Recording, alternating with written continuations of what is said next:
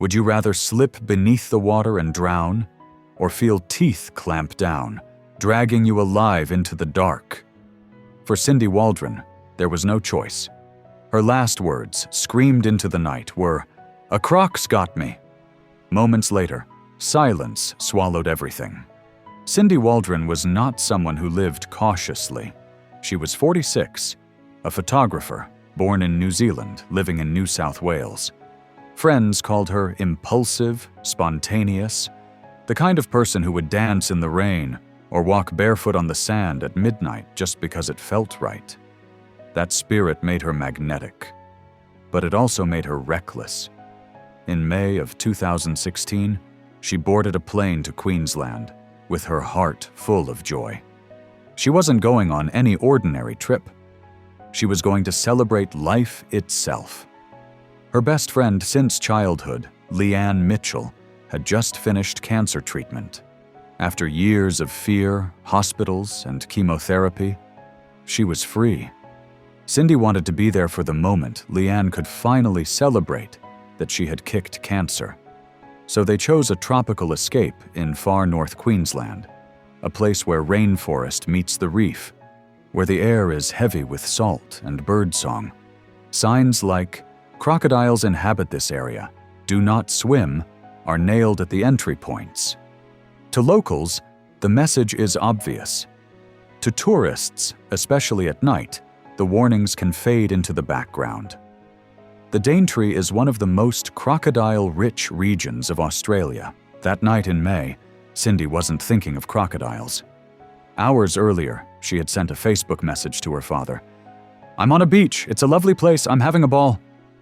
Her words carried joy, not fear. The two women had eaten dinner, laughed together, and then, just after 10 p.m., they wandered arm in arm into the water. Waist deep, maybe only to their knees, under a clear sky. It felt harmless. It felt playful. Two best friends daring the sea, as they always dared life. Then the night split open. Leanne felt something brush her leg. Before she could react, Cindy screamed, "A croc's got me! A croc's got me!"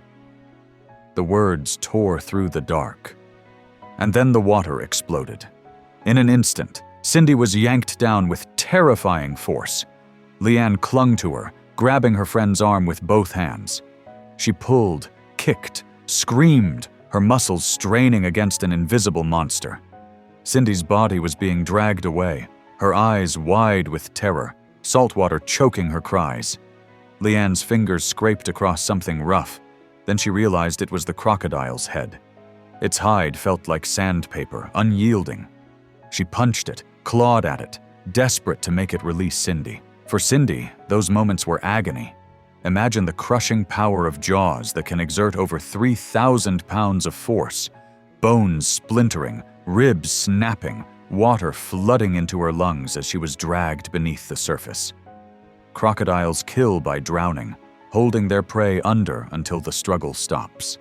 They roll violently, disorienting the victim, breaking them down piece by piece. To die like that is to know you are still alive while you are being consumed by the water itself. Cindy's last moments must have been filled with pure terror. Salt stinging her eyes, lungs burning, her screams silenced by seawater as her friend's hands slipped away. For Leanne, the nightmare was endless. She dived into the dark again and again, her arms flailing through empty water, her heart begging for one more chance to grab Cindy. But her friend was gone. The water rippled back into calm, hiding everything. Leanne had already fought death once through cancer, and she had won. But this time, she was powerless. She stumbled out of the surf, barefoot, sobbing, grazed and bloodied from the struggle. She ran to a nearby cafe, screaming for help, screaming Cindy's name into the night. The search began almost instantly. Police and emergency services swarmed the area.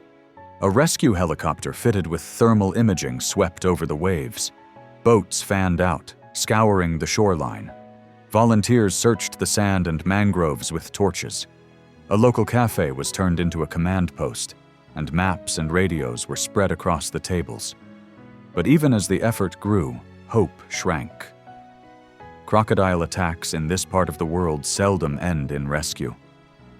Leanne was taken to the hospital, her body carrying scratches and bruises, her mind shattered by what she had seen. Shock doesn't even begin to cover it. She had survived cancer only to lose her oldest friend to a predator she couldn't fight. Days later, wildlife officers trapped a 4.3-meter estuarine crocodile in Cooper Creek, close to where Cindy had disappeared. They euthanized it and cut it open. Inside, they found human remains. Cindy was gone forever, but her family finally had an answer.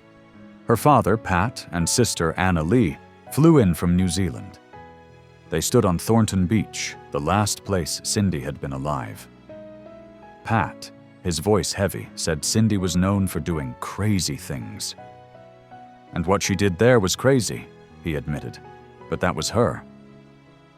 His grief wasn't angry. It was broken, resigned.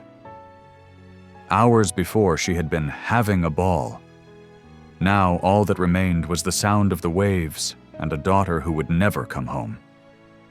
Annalee called it the most heartbreaking, horrendous thing their family had ever endured. Together, they cried on the sand, honoring Cindy in the only way they could. Authorities and locals had little sympathy for the circumstances. Federal MP Warren Ench said bluntly, "This is a tragedy, but it was avoidable. If you go swimming at 10 o'clock at night, you're going to get consumed." His words sounded cruel, but they echoed the reality of life in the north. Crocodile warning signs are everywhere, and to locals, the rules are survival, not suggestion. Saltwater crocodiles are ancient survivors, virtually unchanged for millions of years. Males can grow beyond 5 meters and weigh more than half a ton. They wait motionless, then strike with explosive speed. Their bite force crushes bone. Once they have their prey, they drag it underwater, rolling violently to drown and dismember. Victims rarely stand a chance.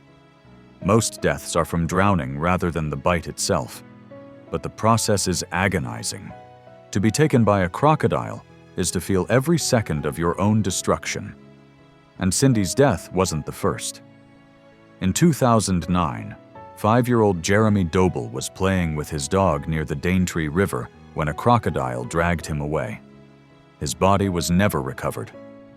In 2015, a golfer in Port Douglas stepped near a water hazard and was mauled by a croc lying in wait. In 2016, just weeks before Cindy's death, 72-year-old Noel Ramage drowned near Darwin when a crocodile capsized his boat. His friend threw spanners and spark plugs at the animal in a desperate attempt to save him. These aren't isolated tragedies. They are reminders that Northern Australia belongs to the crocodile. Could Cindy's death have been avoided? Almost certainly. The signs were clear. The rules of croc country are simple. Never swim at night, never linger at the water's edge, stay at least 5 meters back, and never assume safety in the shallows. Crocodiles patrol the surf just as easily as rivers. They see humans as just another opportunity. But Cindy was impulsive. She was celebrating her friend's survival. She was laughing, walking barefoot into the sea, not thinking about what lurked beneath. That same spirit that made her alive, that made her vibrant, was the same spirit that brought her too close to danger. Her death is more than a story. It is a warning etched in grief, a reminder that paradise is never free of peril, and that some creatures don't care about our joy, our milestones, our victories. To the crocodile, Cindy was just another trespasser in its kingdom. Standing on the beach, Pat must have thought about his daughter's last message, "I'm having a ball," and accepting the bitter reality that she'd never message again. The crocodile warning signs hadn't changed on the beach. But for the Waldron family, everything had.